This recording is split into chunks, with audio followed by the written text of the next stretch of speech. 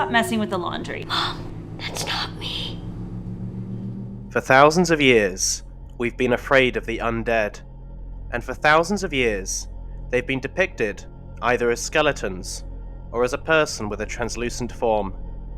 M.R. James wanted to create a ghost for the modern reader, the kind of ghost that might actually come after us at night. He said, "A ghost story, of which the scene is laid in the 12th or 13th century, may succeed in being romantic or poetical.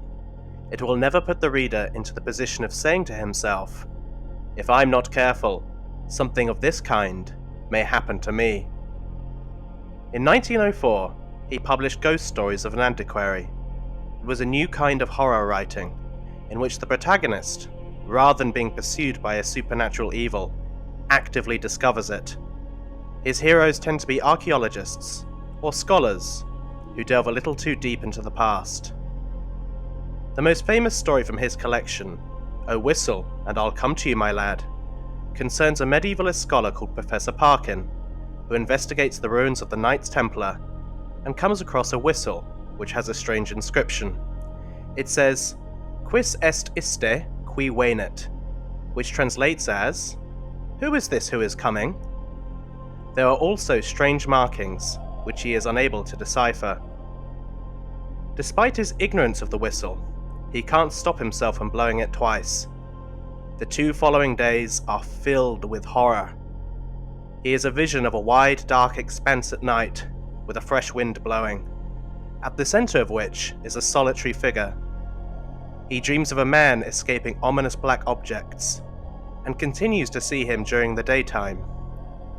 These horrors culminate in the rising of his sheets to terrify him at night. There have been thousands of depictions of this ghost since then. The ones that spring to mind come from Scooby-Doo and the Addams Family, but the most memorable to me is Jonathan Miller's adaptation of the M.R. James story. His 1968 film, Whistle and I'll Come to You, stays fairly close to the source material, except for one key difference. While M.R. James was a profoundly religious man and kept his evangelical roots, Jonathan Miller had a far more cynical view of what happens to us after we die. I don't know what happens when we die. Well, I think I do know.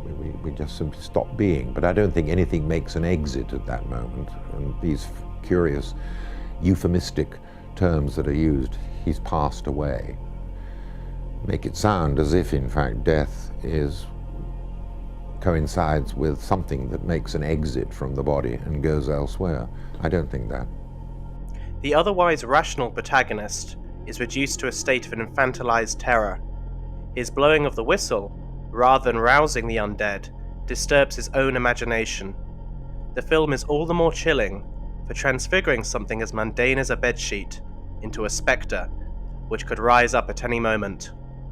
I wonder if part of the reason the ghost in the white sheet remains so iconic is because it reminds us of sleep, which is where we have our nightmares.